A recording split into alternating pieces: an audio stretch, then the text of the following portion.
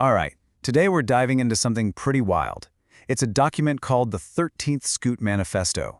And its core idea is that for the last 1,800 years or so, all of humanity has been suffering from a kind of collective jet lag.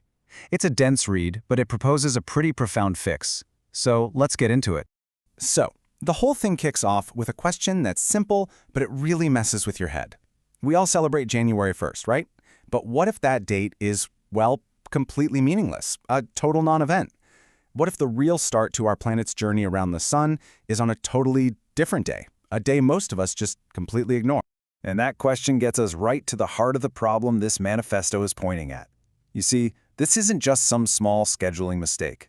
The author calls it an 1,800-year jet lag, a deep, fundamental disconnect between our calendar and how our planet actually moves through space, an error that's been building up for centuries. At the end of the day, the argument is this: we are a species that is completely out of sync.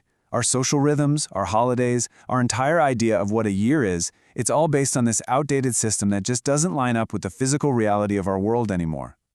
The manifesto actually gives this condition a name, and it's pretty clever: apsidal jet lag. Now, apsidal is just a fancy word that has to do with an orbit's closest and furthest points. But think about the analogy here. Our calendar is like our social software. It's the app we're all running. But that software has a critical bug. It's totally disconnected from the planet's physical hardware, its actual, real-life path around the sun. So how did we get here? Where did this bug come from? Well, the text traces it back through a history of what it calls calculated contrivances. But the real turning point was 1582 with the Gregorian calendar. You can think of it like an administrative patch. Its main job was to make sure Easter lined up with the spring equinox. And hey, it did a great job of syncing us up with the seasons, which are caused by Earth's tilt. But, and this is a huge but, it completely ignored the shape of our orbit, the fact that we're on this slingshot path through space. So basically, we're trying to navigate our 21st century lives using a map that was designed for a flat, static, medieval world. And okay, this isn't just some dusty historical error. It has very real consequences for us today. The manifesto argues it's a big part of why we feel so disoriented, a condition it calls drowning in a data fog. This leads to something the text calls the Schuster paradox. And it's this crazy contradiction we all live in. On one hand, we're brilliant, right? We can calculate the gravity of a black hole. But on the other hand, most of us have absolutely zero physical, or somatic, as in felt in the body, awareness that our planet is hurtling through space and gets closest to the sun around January 3rd. It's a kind of high-tech schizophrenia. We have all this knowledge in our heads, but we have a profound lack of actual bodily orientation. So what fills that empty space where our sense of orientation should be? Data. A ton of it. The manifesto claims the average person consumes about 72 gigabytes of data every single day. And this isn't useful grounding information. No, it's a chaotic buzz of noise that creates what it calls the data fog, and it just obscures where we actually are in the cosmos. And the result is this really powerful image. You've got this person literally drowning in a sea of data, just desperate for the one real anchor out there, the sun. We have all the information in the world at our fingertips, but it just creates this deafening noise that makes it harder and harder to find our bearings, to know where we truly are in space and time. Now, here's the crucial point. This data fog isn't harmless. It's actively hiding real physical events from us. While we're all busy scrolling, we're missing a 7% surge in the solar energy hitting our planet. We're missing a 1 kilometer per second increase in our speed through the universe. And most importantly, we are missing the perihelion, the actual, real, closest point in our orbit to the sun, which happens around January 3rd. Okay, so if the problem is being disconnected from physical reality, the manifesto solution is, well, it's pretty simple, right? We've got to reconnect. It proposes a whole new anchor point for our year, for meaning itself, and it calls it the apex of the slingshot. The philosophical shift here is actually profound. Instead of trying to find meaning in this abstract, man-made grid, the 12-month calendar, the manifesto says, no, look for it in a tangible, measurable, physical event, one that affects every single one of us on this planet.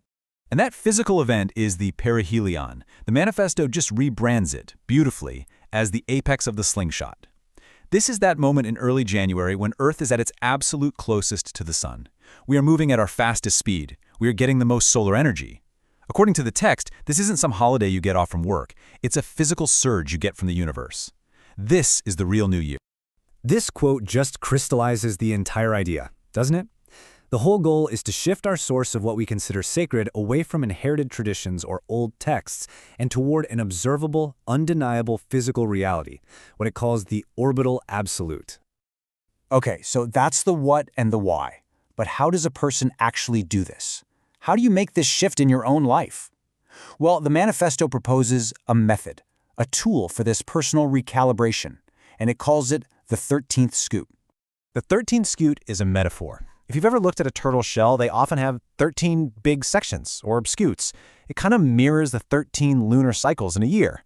So the manifesto uses this idea to represent an intuitive, felt sense of time. It's a somatic override, a way to start feeling the rhythm of the orbit in your body, to break free from that rigid 12-month grid that's been drilled into our heads. And to help you do this, the author lays out the SCUTE protocol. Yes, it's an acronym. It stands for Systematic Correction of Uncalibrated Temporal Errors. Now, the manifesto doesn't give you like a checklist of exercises, but it suggests a process. First, you systematically start to notice when your thinking is trapped by that calendar grid. Then you correct that thinking by anchoring yourself to what's physically real, like the phase of the moon or the fact that the perihelion is approaching. It's a framework for consciously reprogramming your own mind to sync back up with Earth's orbit. So what's the ultimate goal of all this recalibration? What's the end game? Well, according to the manifesto, you stop being a passenger on this journey and you learn how to become the pilot of your own journey through time. This slide just lays out the whole paradigm shift perfectly. On the left, you've got the cog, trapped in the repeating gears of that calendar grid. On the right, you have the pilot, consciously navigating their own path through space. You're moving from grid thinking, where every year is just the same old circle, to spiral thinking, where each year is a unique loop on a journey that's always moving forward. And this, for me, is maybe the most powerful personal idea in the whole thing. Your life isn't just a static circle, repeating the same old patterns year after year. No, it's a unique, one-way journey. Each trip around the sun is a brand new loop on an ever-advancing spiral through the cosmos. You never, ever return to the same point in space-time twice. The manifesto wraps all of this up with this incredibly empowering statement. In a universe that's always moving toward chaos and disorder, your conscious life, your unique path, that is a temporary but really powerful source of order. You are the one who recognizes time, who pilots the journey. And so the manifesto leaves us with this final, provocative question. It's really a call to action. It's asking if you're ready to throw out the old map, to feel the slingshot of the earth beneath your feet, and to consciously take the helm of your own journey through time. So, are you ready to pilot your spiral?